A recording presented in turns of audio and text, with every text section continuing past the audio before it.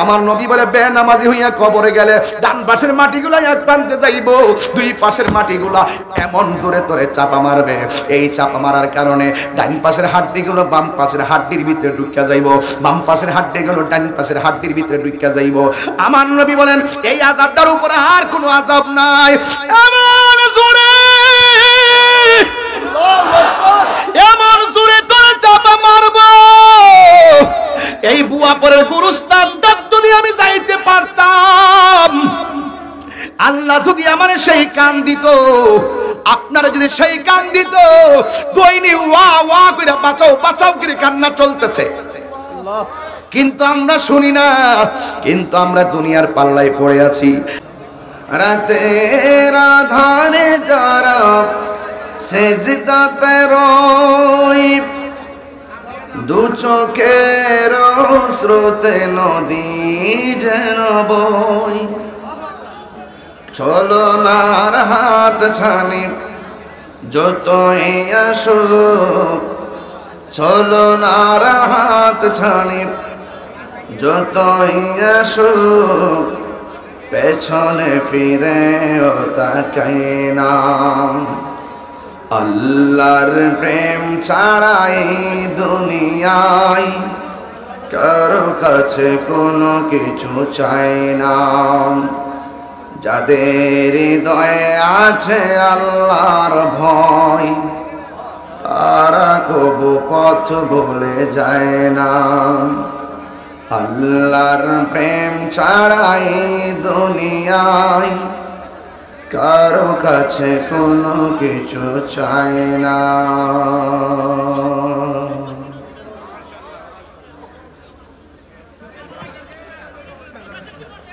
উপস্থিত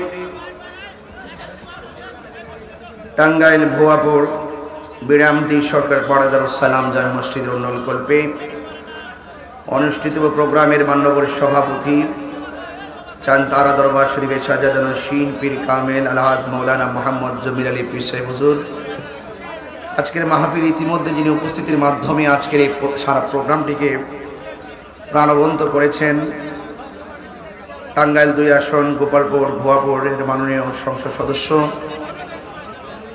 গোপালপুর ভুয়াপুরের উন্নয়নের উপকার আস্থাভাজন ব্যক্তি, নিবেদিত প্রাণ, যিনি ইতিমধ্যে তার মানবতার পরিচয়ের স্বাক্ষর রেখেছেন এবং তার আন্তরিকতার স্বাক্ষর রেখেছেন। আল্লাহর ঘর মসজিদে তিনি 10 লক্ষ টাকা দিয়েছেন এবং পাশাপাশি এই এলাকায় একটি জায়গা হলে তিনি দৃষ্টিনন্দন একটি মসজিদ করে দিবেন, সেই আশাবাদ ব্যক্ত করেছেন। আল্লাহ রাসূল বলেছেন যারা পৃথিবীতে আল্লাহর ঘর মসজিদ বানিয়ে দিবে, আল্লাহ রাব্বুল আলামিন তার জন্য জান্নাতে একটি বাড়ি বানিয়ে দিবে। তো সেই ভালোবাসা আন্তরিকতার অবতারণা করেছেন আমার অত্যন্ত শ্রদ্ধাভাজন, যার জন্য আমি অপেক্ষমান ছিলাম, জনাব তানভীর হাসান ছোটমণির এমপি মহোদয়। আমি আমার হৃদয়ের গভীর থেকে আমি আমার ভাইয়ের জন্য দোয়া চেয়ে গেলাম।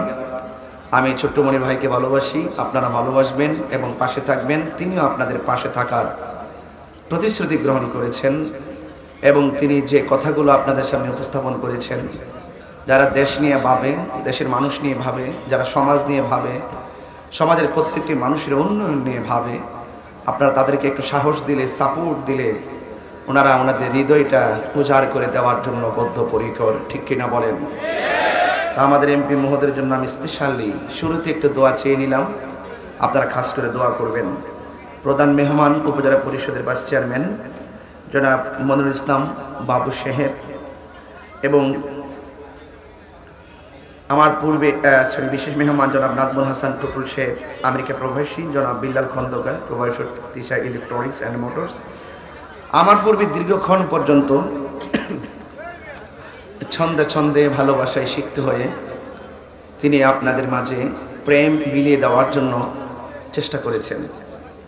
আমার অত্যন্ত স্নেহাস্পদ আদরের সহযোদ্ধা, আমাদের এলাকারই অরত্ন, চাঁদপুর থেকে যিনি এসেছিলেন, আল্লামা মুফতি মুমতাজুল আরিফিন হেলালি সাহেব, এবং আপনাদের এলাকার আরেক কৃতি সন্তান মৌলানা রুহুল আমিন বুলবুলি বাংলা সাহেব, মৌলানা খুরশেদ আলম সাহেব সহ এখানে অনেক ইউনিয়নের চেয়ারম্যান মহোদয়গণ আছেন। বিশেষ করে আমি দেখতে পাচ্ছি জনাব সাইদুল ইসলাম তালুকদার চেয়ারম্যান সাহেব, দুলাল চকদার চেয়ারম্যান সাহেব, রফিকুল ইসলাম রফিক চেয়ারম্যান সাহেব এবং আব্দুল মতিন সরকার সাবেক চেয়ারম্যান মহোদয় সহ অনেক চেয়ারম্যান মেম্বার গুলো এসেছেন। সবার প্রতি আমি শ্রদ্ধা নিবেদন করছি। আমি সবার নাম উল্লেখ করা খুব জরুরি। আমি জানি এখানে যারা আছেন সবাই আমার সাথে খুবই সম্মানিত, এবং আপনারা যারা এসেছেন অনেক গণ্যমান্য ব্যক্তি নিচে বসে আছেন যারা পুস্টারে নাম পাওয়ার মতো যোগ্য। আমি সবার প্রতি শ্রদ্ধা রেখে আমি সবার প্রতি আন্তরিকতা এবং আমার ভালোবাসা প্রদর্শন করছি যে আল্লাহ রাব্বুল আলামিন এই সুমহান দিন 16ই ডিসেম্বর মহান বিজয় দিবস। মহান বিজয় দিবস বাঙালি জাতির হাজার বছরের ইতিহাসে একটি অবিস্মরণীয় দিন। মহান বিজয় দিবস বাঙালি জাতির যে শ্রেষ্ঠ জাতির প্রমাণের দিন। মহান বিজয় দিবস আমাদের স্বাধীনতার স্থপতি বঙ্গবন্ধু শেখ মুজিবুর রহমান 7ই মার্চের জ্বালাময়ী ভাষণের নেপথ্যে দামাল ছেলেরা দীর্ঘ 9 মাস রক্তক্ষয়ী যুদ্ধের মাধ্যমে রাজপথে ঝাঁপিয়ে সবুজ ঘাসকে নিজের তাজা রক্ত দিয়ে লাল করে দিয়ে সারা বিশ্বের মাঝে একটি বাংলাদেশ নামে একটি ভূখণ্ড মানচিত্রে স্বাক্ষর রাখতে সক্ষম হয়েছিল। এই 16ই ডিসেম্বর এই মহান বিজয় দিবসে আমরা ওই মুক্তিযোদ্ধা এবং বুদ্ধিজীবী যারা এই দেশকে স্বাধীন করার জন্য যারা জীবন দিয়েছেন তাদের প্রত্যেককে যেন আল্লাহ পাক জান্নাতুল ফিরদাউসের আলা মুকাম দান করে, বলুন আমিন। এই দেশটা আমার আপনার সবার। এই দেশকে স্বাধীন করতে গিয়ে বাংলাদেশের কতগুলো মানুষ, আমার বাবা 9 জন লাশের জানাজা পড়িয়েছিলেন সেই দিন। আমার বাবা আজ দুনিয়াতে নেই। হুইসেল পড়ে, বোমা পড়ে, গুলিবিদ্ধ হয়ে যারা মারা গিয়েছিল এমন 9 জন লাশের জানাজা এক সারিতে রেখে পড়িয়েছিলেন। এই রক্ত, তাজা রক্ত আর অসংখ্য মা বোনদের সম্ভ্রমহানি এবং 30 লক্ষ শাহাদাতের রক্তের বিনিময়ে এই দেশটা পেয়েছি। দেশকে ভালোবাসা এই জন্যই আপনাদের কর্তব্য। রাসূল বলেছেন হুব্বুল ওয়াতানি মিনাল ঈমান, দেশকে ভালোবাসা ঈমানের অঙ্গ। এই বিশেষ দিনে যদি আমি সেই শহীদদেরকে স্মরণ না করি তাহলে আমার হক আদায় হবে না। এই দেশটা এগিয়ে যাবে অনেক দূর। যেই দেশে যে স্বপ্ন নিয়ে এই দেশকে আমরা আমাদের পূর্বসূরীরা স্বাধীন করে গিয়েছেন, এই দেশটার ভিতরে সন্ত্রাসী থাকবে না, চাঁদাবাজি থাকবে না, বোমাবাজি থাকবে না, জঙ্গিবাদী থাকবে না, কোনো ধরনের দুর্নীতি থাকবে না। থাকবে শুধু ভালোবাসা, থাকবে শুধু আন্তরিকতা। আমি আপনি আমরা মিলে মিশে ঐক্যবদ্ধভাবে মুক্তিযোদ্ধাদের সেই স্বপ্নকে পূরণ করতে গেলে আমাদেরকে ঐক্যবদ্ধভাবে এই দেশকে সম্প্রীতির মডেল বানাতে হলে সকলকে ঐক্যবদ্ধভাবে কাজ করতে হবে। কথা বলেন কিনা? আমার সোনার বাংলা, আমি তোমায় ভালোবাসি, চিরদিন তোমার আকাশ তোমার বাতাস, আমার প্রাণে বাজাই বাসি। বিদ্যালয় মোদের বিদ্যালয়, এখানে সভ্যতারই ফুল ফুটানো হয়। 71-এর মা জননী, কোথায় তোমার মুক্তি সেনার দল? চিৎকার মেরে কোন মারহাবা। আমার যুবক ভাইরা, আমি স্মরণ করছি তাদেরকে। দেখেন আজকে যারা দেশের জন্য জীবন দিয়েছেন, আরে মানুষ হয়ে যান। মানুষের মতো মানুষ হয়ে গেলে আপনার কর্ম, আপনার আদর্শ আপনাকে চিরদিন পর্যন্ত বাঁচিয়ে রাখবে। তাই তো বারবার বেশি আসে সালাম, রফিক, জব্বারের কথা, যারা বুলেটের সামনে নিজের বুকটাকে বিছিয়ে দিয়ে ইতিহাসের নাম লিখিয়ে দিয়ে গিয়েছেন। কথা বলেন ঠিক কিনা? আজকের এই সুন্দর সাজানো এবং চমৎকার পরিবেশের এই দিনটিতে আমি সেই শহীদদের আত্মার মাগফিরাত কামনা করছি, এবং পাশাপাশি ওই আল্লাহ রাব্বুল আলামিন আমাদেরকে সেই নবীর উম্মত বানিয়েছেন। আমরা গর্ব করে বলতে পারি আমাদের ধর্ম শ্রেষ্ঠ ধর্ম ইসলাম, শান্তির ধর্ম, মানবতার ধর্ম, মানব কল্যাণের ধর্ম, ভ্রাতৃত্বের ধর্ম, সাম্যের ধর্ম। ইসলাম মানবতার ধর্ম। আমরা গর্ব করেই বলতে পারি ইসলামটা সেরা ধর্ম। আমরা গর্ব করে বলতে পারি কোরআন সেরা ধর্মগ্রন্থ। আমরা গর্ব করে বলতে পারি আমরা পৃথিবীতে এমন একজন নবীর উম্মত হয়েছি যিনি 1,24,000 পয়গাম্বরের মধ্যে সর্বশ্রেষ্ঠ নবী রাসূল। কথা বলেন ঠিক কিনা? তাহলে আমরা তো শ্রেষ্ঠ জাতি, আমাদের কাজ কি নিকৃষ্ট হতে পারে? নিকৃষ্ট হতে পারে? এই জন্য আজকে আপনারা প্রমাণ করে দিয়েছেন যে আমরা এত হাজার মানুষ কেউ কারোর সঙ্গে কথা বলছে না, নীরব থেকে থেকে আজকের কোরআনের কথাগুলো শোনার ওয়াদা ব্যক্ত করে বাড়ি থেকে অনেকে রাতের খাবার না খেয়ে কিন্তু চলে এসেছেন। আসুন এই সময়টাকে আমরা কাজে লাগাই। এমপি মহোদয় 10 লাখ টাকা দিয়েছেন, লাগলে আরো দিবেন। তিনি ব্যক্তি হিসেবে যত ফুটি হোক না কেন, ওনার কলিজা আছে। কথা বলেন ঠিক কিনা বলেন? উনি দার্থহীন কণ্ঠে সত্য কথা বলে, উনি সাদাকে সাদা বলে, কালোকে কালো বলে, তিনি হকটাই বলে এবং সত্যের পথে থাকে। আমরা আপনাদের কাছে আশা করব, আমরা আজকে যেভাবে আমরা কাঁধে কাঁধ মিলিয়ে বসেছি, এই ধারাবাহিকতা যেন আমাদের অব্যাহত থাকে ইনশাআল্লাহ। আজকে আমরা যারা পাশাপাশি বসেছি, আপনারা কারা কারা খুশি হয়েছেন একটু হাত তুলেন। সবাই হাত তুলুন, সোজা করেন। নারে তাকবীর, নারে রিসালাত, আহলুস সুন্নাত ওয়াল জামাত। আল্লাহ আপনাদের হাজিরাকে কবুল করুক। আর জবান খুলে বলেন আমিন। ভাইরা আমার, আমি যাচ্ছি একটু সামনের দিকে। যাই হোক, আমার মনে হয় আমি এসে শুনেছি যে আপনারা পুরুষ যেরকম এসেছেন, এলাকায় মা বোনরা নাকি এভাবে মাহফিলে আসে। তাহলে আমাদের এমপি মহোদয় তো পুরুষ দেখেছেন, মা বোনরা হাজার হাজার পেছনে আছে। আমি সবাইকে বলবো, আপনারা আখিরি মোনাজাত করে যাবেন, ফিলিস্তিনের মুসলমানদের জন্য খাস করে দোয়া করে যাবেন। আল্লাহ যেন আসমান থেকে খোদাই সাহায্যের মাধ্যমে যেন আমার ফিলিস্তিনি মুসলমানদেরকে রক্ষা করে। জোরে বলেন আমিন, আর মহব্বতে বলেন আমিন। সবাই দরুদ শরীফ পড়ুন। আল্লাহুম্মা সাল্লি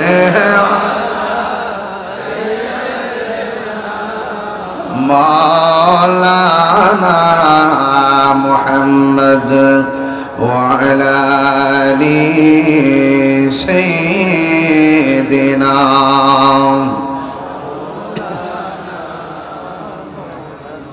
আমার যুবক ভাইয়েরা, রাত্র অনেক গভীরতার দিকে চলে যাচ্ছে, সময় যত চলে যাচ্ছে, আপনার আমার জিন্দেগির মাঝে আল্লাহ যতটুকু সময় ধার্য করে দিয়েছেন, বরাদ্দ করে দিয়েছেন, ওই সময় থেকে কিন্তু আস্তে আস্তে আমাদের ঘন্টা আর সেকেন্ডগুলো চিরদিনের জন্য বিদায় হয়ে যাচ্ছে। পৃথিবীতে কত জামা কাপড়ের ফ্যাক্টরি দেখলাম, পৃথিবীতে কত গ্লাসের ফ্যাক্টরি দেখলাম, কত ফ্যাক্টরির নাম শুনলাম, কত ফ্যাক্টরি থেকে কত কিছু ক্রয় করা যায়, কিন্তু হায়াত কিনার কোন ফ্যাক্টরি পৃথিবীর কেউ আবিষ্কার করতে পারে নাই এবং কিয়ামত পর্যন্ত পারবে না। জবানটা খুলে বলুন, হায়াতটা বরাদ্দকারী কে? আর বড় করে বলুন কে? আল্লাহ রাব্বুল আলামিন। তিনি এমন মহিয়ান গরিয়ান, ওয়া হুয়াল গফুরুল ওয়াদুদ। Allah is the forgiving and loving. আল্লাহ হলো প্রেমময় এবং আমার আল্লাহ হলো ক্ষমাশীল। এই জন্য রাতের বেলা অনেক মানুষ নামাজ না পড়ে ঘুমাইয়া থাকে, সকালবেলা উঠে আবার আড্ডায় চলে যায়। ইচ্ছে করলে আমার আল্লাহ ঘুমের ভিতরে আমাকে মেরে ফেলে ফালাইয়া রাখতে পারে। কথা কোন? এরপর আপনারা নামাজ না পড়ার কারণে সকালবেলা ঠিকই আপনি ঘুম থেকে উঠেছেন, আল্লাহ আপনাকে জাগ্রত করে দিয়েছেন। কেন? He is the forgiving and loving. Allah is the first, last, open and secret. আমার আল্লাহ আপনাকে বড় মায়া কইরা বানাইছে। There is no god but Allah. আল্লাহ ছাড়া কোনো মাবুদ নাই। কথা বলেন ঠিক কিনা? আমার বন্ধুরা, আমি বেশি লম্বা আলোচনা করব না, যতটুকু আলোচনা করব আমি খুব ক্লান্ত। প্রতিটা মাসে আমার 85 থেকে 90টা প্রোগ্রামে অংশগ্রহণ করতে হয়, কিন্তু কোনো মাহফিলে ঘন্টা 2-এর নিচে কথা বলা যায় না। এরপর আমার আল্লাহ মায়া করে দেখে আমার কণ্ঠ দিয়ে কথাগুলো স্বাভাবিকভাবে আসতেছে, অথচ গত 2 দিন ধরে আমার ভাই প্যারালাইসিস, মাথা স্ট্রোক করে, একটা হাত একটা পা এবং তার জবানটা বন্ধ। আমি নিউরো সায়েন্স হসপিটালে ভর্তি করাই দিয়ে আমি কিন্তু এখানে এসেছি। আমার মন কিন্তু সেখানে। ও যুবক, এখন পা গোলা আছে, হাত গোলা আছে, আঙ্গুল দিয়ে দিয়ে খুলে খুলে কোরআনের পৃষ্ঠা খুলতে পারবেন, পড়তে পারবেন। এই হাত যেদিন অচল হয়ে যাবে, জবান যেদিন বন্ধ হয়ে যাবে, হা করে তাকাইয়া থাকলে আপনি কোরআনের পৃষ্ঠা উল্টাইতে পারবেন না। হা করে তাকাইয়া থাকলে আপনি আপনার হাতটা নাড়াইতে পারবেন না। এমন একটা সময় আসতে পারে এই পা যখন অচল হয়ে যাবে, আপনি পা দিয়া হেঁটে হেঁটে আল্লাহর ঘর মসজিদে যেতে পারবেন না। কথা বলেন ঠিক কিনা? এই জন্য আমার যুবক ভাইয়েরা, পায়ের মধ্যে হাত দিয়া বলি, সময়ের এক ফুর ও সময়ের দস্যুর, সময়টাকে কাজে লাগান, কাজে লাগবে। আপনাকে বন্ধু বন্ধুরে ডাক দিলে, বন্ধু বন্ধুরে ডাক দিলে জবাব দেয়, বন্ধু বন্ধুরে ডাক দিলে জবাব দেয়, কিন্তু বন্ধু বন্ধুর ডাকে সাড়া না দিলে বন্ধু বেজার হয়। যুবক ভাইয়ের আমার, বন্ধু বন্ধুকে ডাকের জবাব না দিলে বন্ধু বেজার হয়। মেসেঞ্জারে এক বন্ধুকে 3টা মেসেজ করলে 4th নাম্বার মেসেজটা করে রিপ্লাই যখন বন্ধু পায় না, তখন 3 মেসেজ যেই বন্ধু করেছে লাস্টের মেসেজটা হলো, কিরে বন্ধু তুই কি আমাকে ভুলে গিয়েছিস? স্ত্রী ঘরের মধ্যে শুয়ে আছে, স্বামী তার ডাক দিছে, শোনো না। এক ডাক দেওয়ার পরে জবাব দেয় না, দ্বিতীয় ডাক দেওয়ার পরে জবাব দেয় না। স্বামী তৃতীয় ডাকের মাথায় আর মধুর ডাক দেয় না, ধমক দিয়া ডাক দেয়, এই শোনো না তুমি। একটা ধমক দিয়া ডাক দেয়। কথা কোন ঠিক কিনা বলেন? আপনারা যদি এখানে কথা বলেন, আমি যদি বলি চুপ করুন ভাই, আপনি কথা বলতেছেন, আবার যদি বলি চুপ করেন ভাই, এরপর কথা বলতেছেন, নিশ্চয়ই তৃতীয়বারের মাথায় এমপি সাহেব দাঁড়ায় যেতে পারে, তোমাদেরকে হুজুর বলতেছে কথা বন্ধ করো, কথা বন্ধ করো না কেন? এই হলো আমরা আমাদের প্রতি জবাবদিহিতা, আমাদের প্রতি রেসপন্সিবিলিটি। কিন্তু যুবক ভাইয়ার আমার, আমাদের কথা যদি কেউ না শুনে আমরা রাগ করি, গুসা করি, ঠিক কিনা বলেন? অথচ আমার আল্লাহ রাব্বুল আলামিন আমাদের উপরে 5 ওয়াক্ত নামাজ ফরজ করেছেন। ফজরের নামাজের ফরজ হলো 2 রাকাত, 365 দিনে 730 রাকাত। যোহরের নামাজের ফরজ হলো 4 রাকাত, 365 দিনে 1460 রাকাত। আসরের নামাজের ফরজ হলো 4 রাকাত, 365 দিনে 1 বছরে মোট হলো 1460 রাকাত। মাগরিবের নামাজের ফরজ হলো 3 রাকাত, 365 দিনে 1095 রাকাত। আর ইশারের নামাজের ফরজ হলো 4 রাকাত, 365 দিনে 1460 রাকাত। আর দৈনিক আপনাকে 5 বার ওই ফরজ আদায়ের জন্য মসজিদে ডাক দেয়, তাইলে 365 দিনে আপনাকে ডাক দিয়েছে 1825 বার। মানুষকে ডাক দিলে জবাব না দিলে কত রাগ করে, অথচ মসজিদের ভিতরে মুয়াজ্জিন বছরে 365 দিনে 1825 বার আপনাকে ডাক দিয়েছে। কিভাবে জানেননি? বলবো বাজান?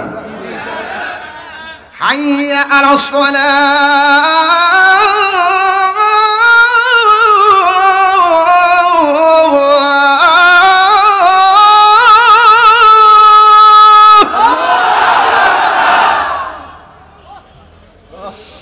হাইয়া আলাস সালাহ,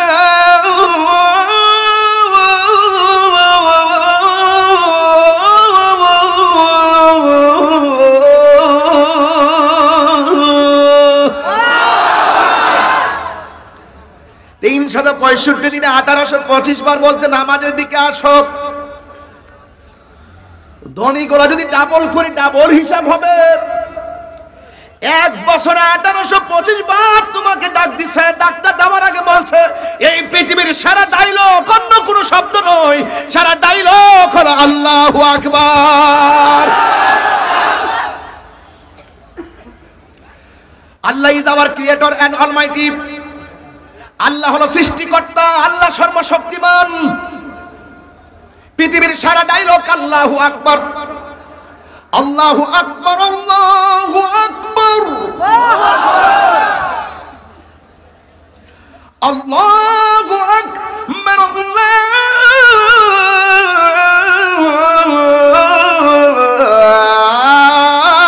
আল্লাহু আকবার।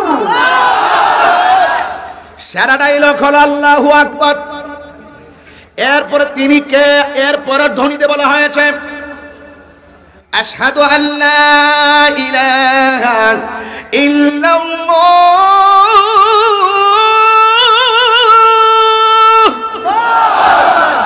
There is no God but Allah.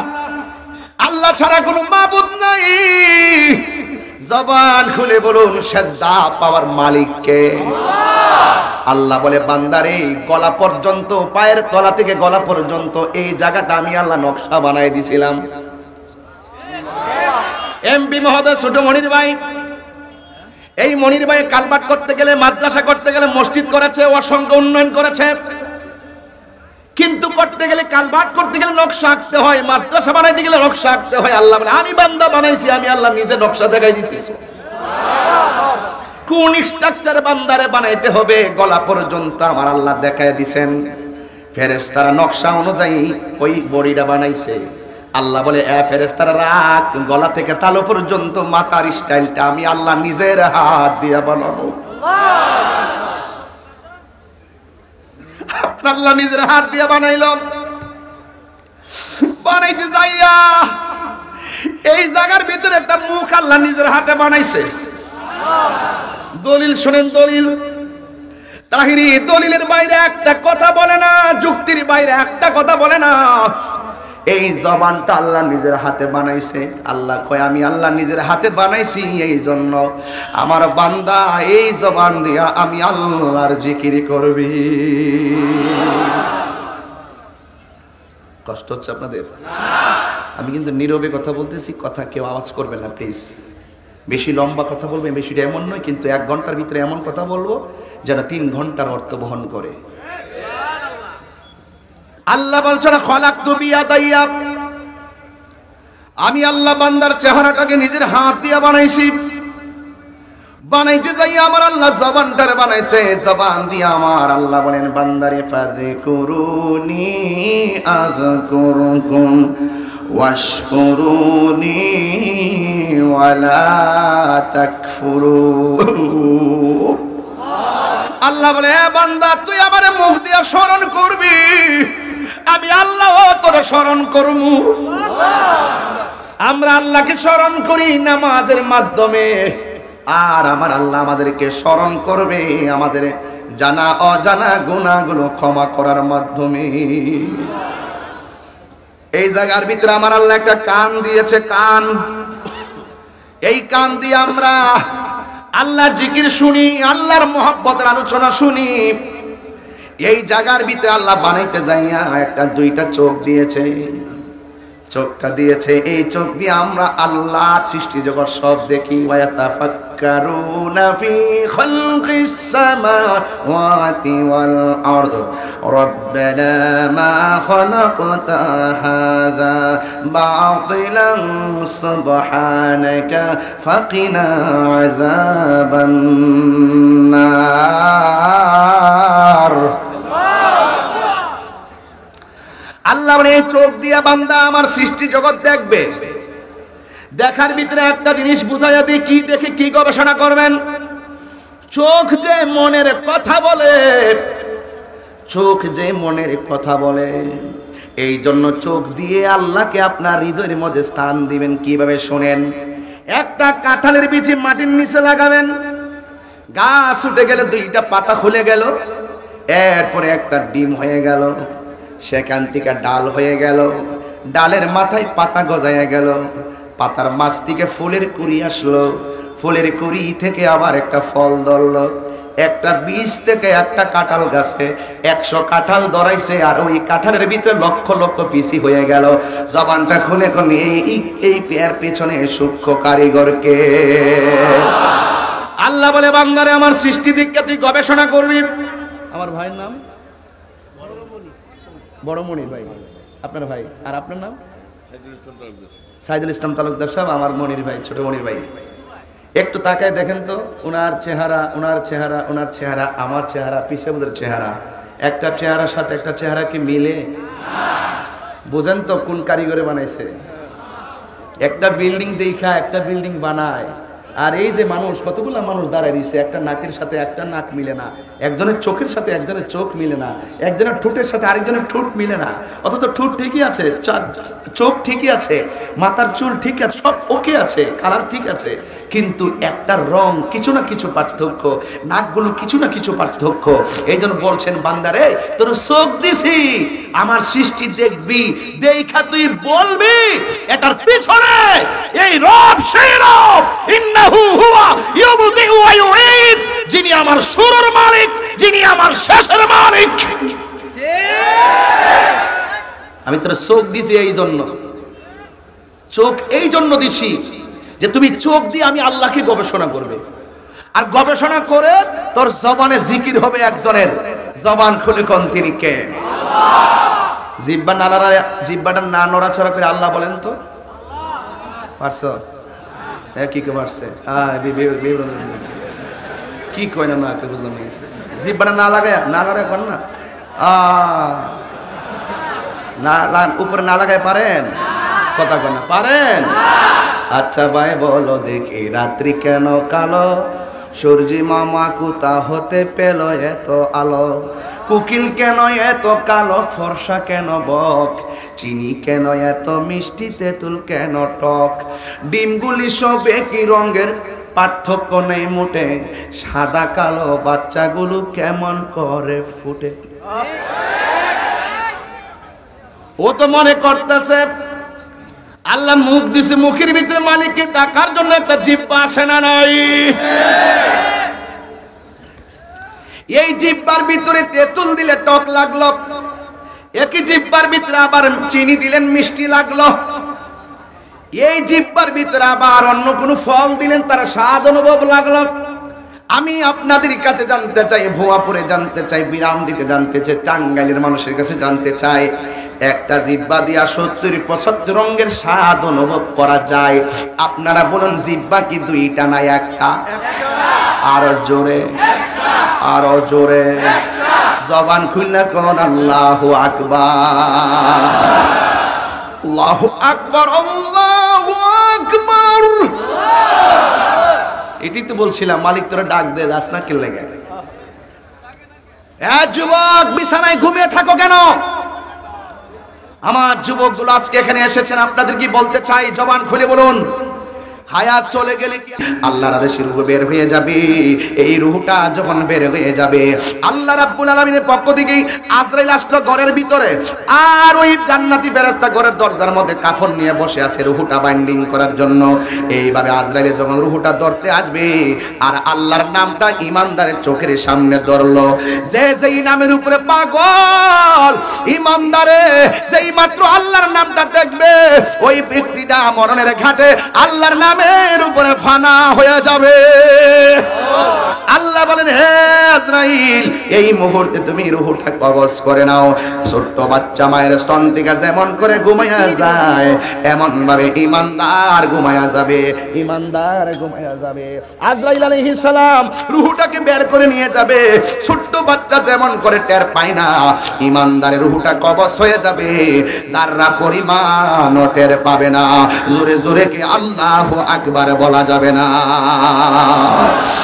এরপরে জান্নাতের ফেরেশতা, জান্নাতের ফেরেশতা এই রূহটার কাফনের ভিতরে ঢুকাইব, ঢুকায়া আসমানের দিকে একটা উড়াল দিব।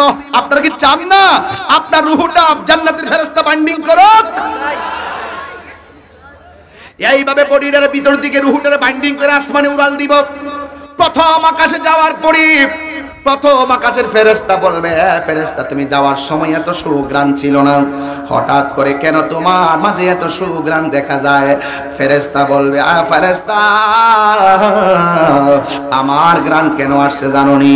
আজকে এমক এলাকার এমক ইমানদারের রূহটা আমি বাইন্ডিং করে এনেছি, ওই রূহ থেকে এই ইমানদারের এই রূহ থেকে এই ঘ্রাণ আসতেছে। সাথে সাথে ইমানদারকে ওই আসমানি ফেরেশতা সালাম দিবে, দ্বিতীয় আসমানে গেলে সালাম দিবে, তৃতীয় আসমানে গেলে সালাম দিবে, চতুর্থ আসমানে গেলে সালাম দিবে, পঞ্চম আসমানে গেলে সালাম দিবে, ষষ্ঠ আকাশে গেলে সালাম দিবে, সপ্তম আকাশে গেলে সালাম দিবে। এমন ভাবে সালাম দেওয়ার পরে আল্লাহ রাব্বুল আলামিন বলবে, ফেরেশতার সামনে যাইস না, আমি আল্লাহ এই ইমানদারের রূহটাকে রাখার জন্য আমি আল্লাহ একটা বাড়ি বানায়া দিব। এই আওয়াজে মানি না, জোরে কর না, সুবহানাল্লাহ কর না। কি বানায় দিব? বাড়ি বানায় দিব। কোরআন শরীফের ভাষা, সেই বাড়ির নাম হলো ইল্লিন। কথা কোন ঠিক কিনা বলেন? ওই জায়গার ভিতরে ইমানদারের রূহটাকে রেখে দিবে।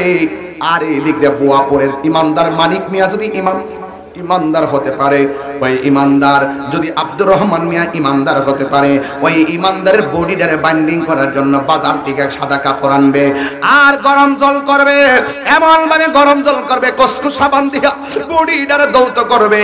আজকে মানুষ মারা গেলে দোয়ার মানুষ পাওয়া যায় না, কিছু কিছু মুরব্বী ধুইতে আসে কিন্তু অনেকে ধুইতে চেষ্টা করে না। যেমন আমি যদি কোনো লাশ ধুইতে দেখি আমি নিজে পর্দার ভিতরে যাই আর নিজে পানি দেই, আবার নিজে পেটটার মধ্যে এমনি বসে চাপা দেয়, নিচে দিয়া যদি কোনো ময়লা টয়লা আসে, পায়খানা আসে, মলমূত্র আসে, আমি নিজে টিস্যু দিয়ে পরিষ্কার কইরা দেই। কিন্তু আমার দেশে এটার অনেকে ঘৃণা করে, আরে ময়লা আসতেছে আমি কেমনে হাত দিয়া ধরবো, আরে ভাই আজকে এই মেয়ার ময়লা আসতেছে, 2 দিন পরে যে তুমি লাশ হইবা মনে আসেনি।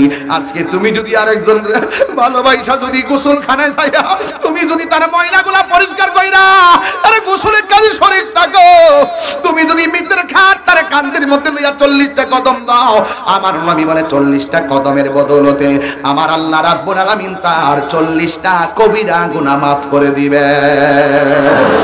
কেহ লইল আতর লোবান, কেহ লইবে জল, কেহ লইল বড়ই পাতার নয়ন জলে বুক বাসে রে, কান্দে হায় হায় রে সবাই হায় হায় রে।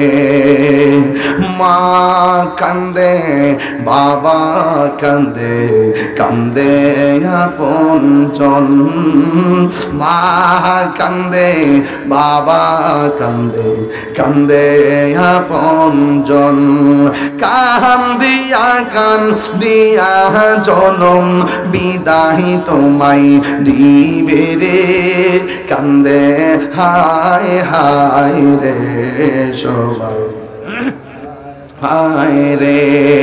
একটা জবানও বন্ধ রাখবেন না, না জানি কোন দিন বাসের জারের বাস আমার জন্য রেডি হয়ে যায়, না জানি কোন দিন বুয়াপুরের সাদা কাপড় আমার জন্য রেডি হইয়া যায়। এই মুহূর্তে আমি যদি টান দিয়ে স্ট্রোক করে মারা যাই, আমাদের এমপি ভাই বলবে তাড়াতাড়ি যাইয়া লাশবাহী গাড়িটা লইয়া তাহির সাহেবের বাড়িতে পাঠাইতে হবে। এই কথা আর তিনি বলবেন না, বলবে লাশটারে বাড়িতে পাঠাইতে হবে। আমার ফ্রিজবাহী গাড়িটা আমার বাড়িতে যাওয়ার পর সবাই বলবে লাশটা রাত্রে বেলা ঘরে ঢুকাইস না, ঘরের সামনে লাশটারে রাখ, আমার সামনে একটা চাটারির মধ্যে শোয়া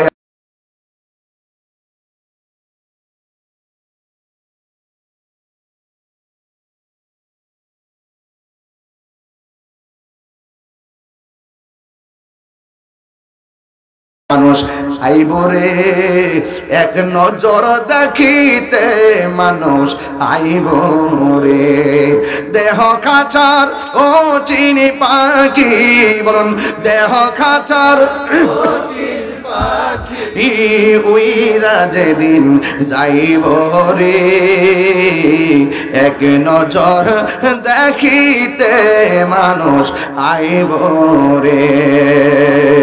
কেউ কারো খবর আপন হবে না, এই জন্য আমার আল্লাহকে বান্দারে আমি আল্লাহ তোরে মায়া কিরা বানাইছি, মিনহা খলাকনাকুম, আমি আল্লাহ তোরে মাটি থেকে বানাইছি, ওয়া মিনহা ওয়া ফিহা নুইদুকুম, এই মাটিতেই তোকে দাফন করা হবে, ওয়া মিনহা নুখরিজুকুম তারাতান উখরা, এই মাটি থেকেই উলম্ব অবস্থায় একটা ময়দানে একদিন উঠবা, ওই ময়দানের নাম হলো হাসরের ময়দান। আমার নবী বলেন যারা বেনামাজি হইয়া কবরের মধ্যে যাইব এদের অবস্থা ভয়াবহ হবে। আমার নবী কয় জাননি আমি যখন মেরাজের মধ্যে গেছি আমারে আল্লাহ অনেক আযাব দেখাইছে, আমারে আল্লাহ অনেক গজব দেখাইছে, কিন্তু আমি দেখলাম সব আযাবের ভিতরে কবর আযাবটা হলো সবচাইতে ভয়াবহ। এই কবর আযাবটা বড় কঠিন লাগছে, আর কবরে যত আযাব আছে সব আযাবের মধ্যে একটা আযাব বড় ভয়ঙ্কর, এই আযাবটা বেনামাজিরে আল্লাহ দিব। এখন প্রশ্ন হলো হুজুর ও দয়াল নবী গো, এই আযাবটা আবার কোনটা? আমার নবী বলে বেনামাজি হইয়া কবরে গেলে ডান পাশের মাটিগুলো এক প্রান্তে যাবে, বাম পাশের মাটিগুলো আরেক প্রান্তে যাবে। আল্লাহু আকবার কোনখান? বাম পাশের মাটিগুলো এক প্রান্তে যাবে, ডান পাশের মাটিগুলো এক প্রান্তে যাবে। ও আমার বুয়াপুরের মা, ও আমার বিরাম কান্দির মা, রঙের গুড়া দৌড়ানো শেষ হইছিনি, একবার কি পাবেন না আপনার বিয়ের আগে গায়ে হলুদ হইছে, মরণের পরে একটা গোসল হবে। আপনি কি জানেন না বিয়ের পরে একটা গাড়ি দিয়ে আসছেন?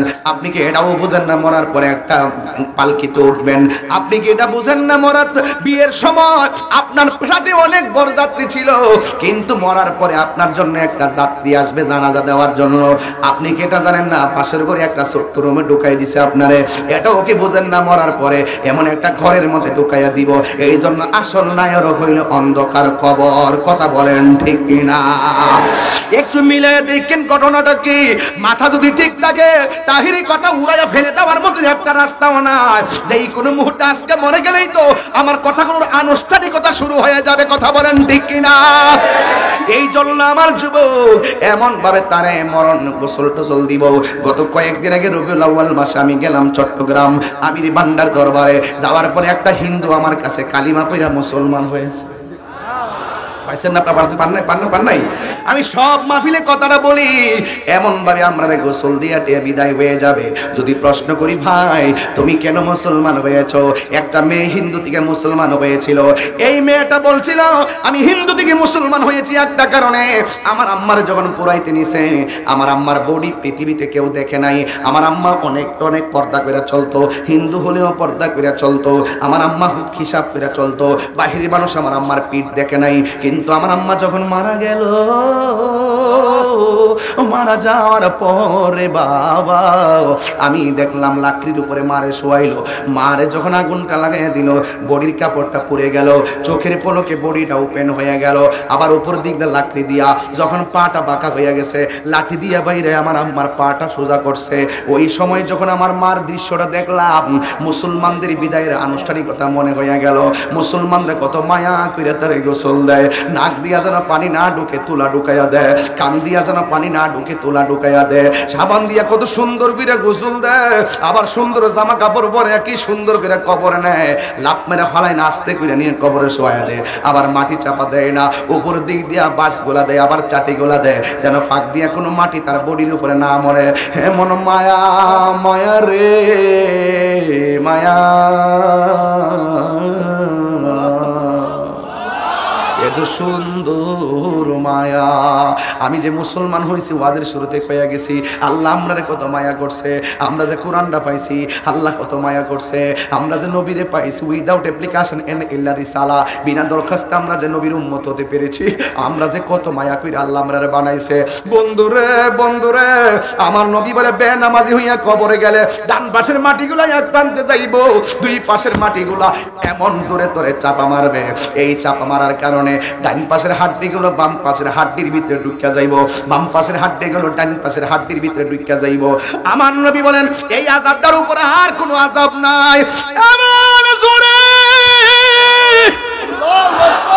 এমন জোরে তোরে চাপা মারব, এই বুয়াপুরের গুরুস্থানটা যদি আমি যাইতে পারতাম, আল্লাহ যদি আমার সেই কান দিত, আপনারা যদি সেই কান দিত, দৈনিক ওয়া ওয়া করে বাঁচাও বাঁচাও করে কান্না চলতেছে, কিন্তু আমরা শুনি না।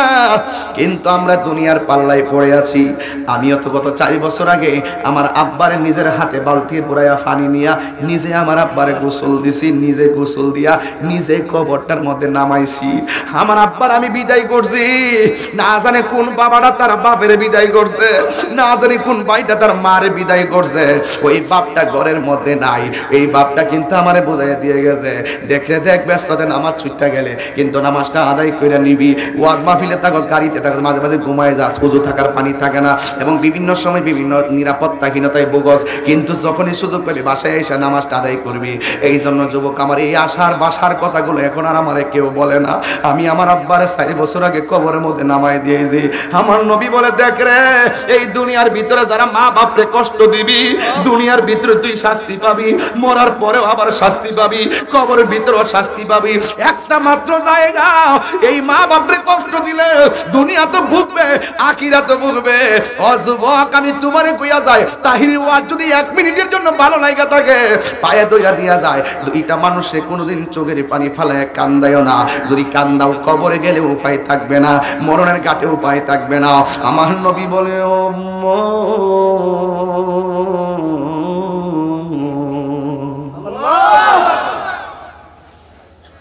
তুই জেনে রাখ রে, মা বাপ যদি কষ্ট পায়, আল্লাহ কষ্ট পায়। হাসরের ময়দানে এক শ্রেণীর বান্দাদেরকে আমার আল্লাহ আগুনের শিকল দিয়া বাইন্দা রাখবো। জিগাইবো, আল্লাহ কেডাইডি? এগুলা দুনিয়ার ভিতরে মার মনে কষ্ট দিত, আবার কবরের ভিতরে যখন দুইটা মাটি চাপা মারবে, ও আল্লাহ এরা কেন শাস্তি পায়? এরা বেনামাজি চলতো। এই জন্য আল্লাহ বলছে, ওয়াকাদা রাব্বুকা আল্লাহ তা'বুদু ইল্লা ইয়াহু, আল্লাহ ছাড়া কাহারও ইবাদত করা যাবে না। এরপরে বলছে, ওয়াবিল ওয়ালিদাইনি ইহসানা। আমার ওয়াজ হলো আজকে দুইটা বিষয়, একটা হলো ইবাদত আর একটা হলো খেদমত। ইবাদত হবে আল্লাহর, খেদমত হবে আমার মা বাবার। কথা বলেন ঠিক কিনা?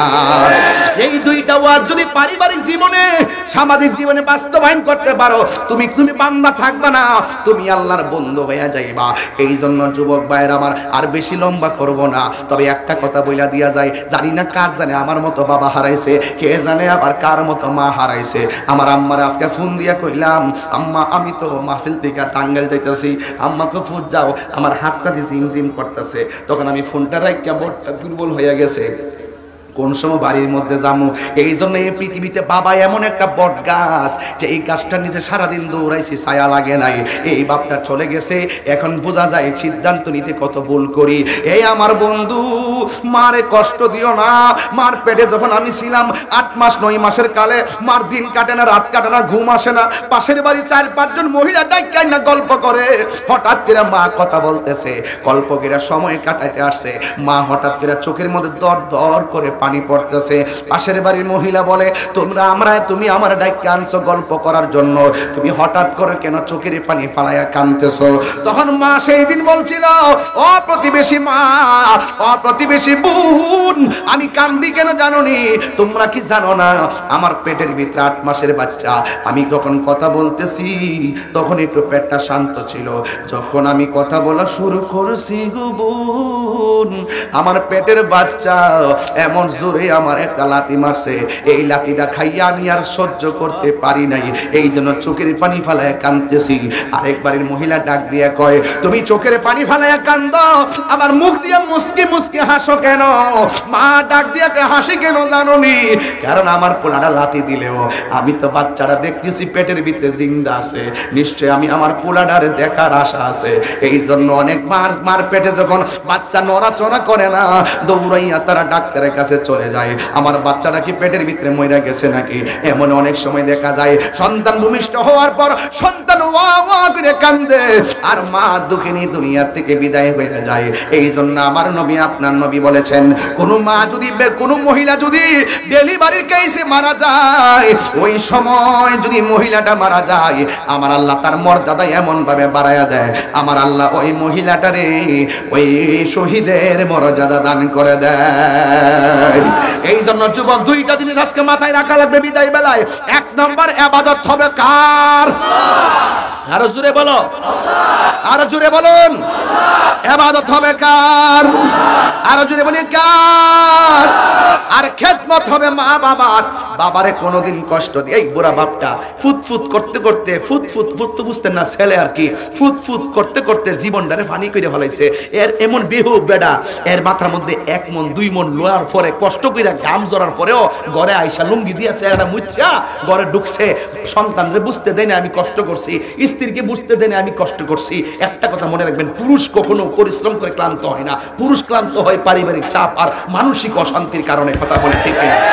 আরে পুরুষকে একটু সাহস দেন, পুরুষকে একটু সাহস দেন। ওরা চ্যালেঞ্জ দিতে জানে, ওরা জীবনটা বিলাইয়ে দিবে সন্তানের জন্য, ওরা জীবনটা বিলাইয়ে দিবে স্ত্রীর জন্য, কিন্তু একটু সান্ত্বনা পানি চায়, তাকে ভুল বুঝলে তার কলিজাটা ফেটে যায়। কথা বলেন ঠিক না বেটে?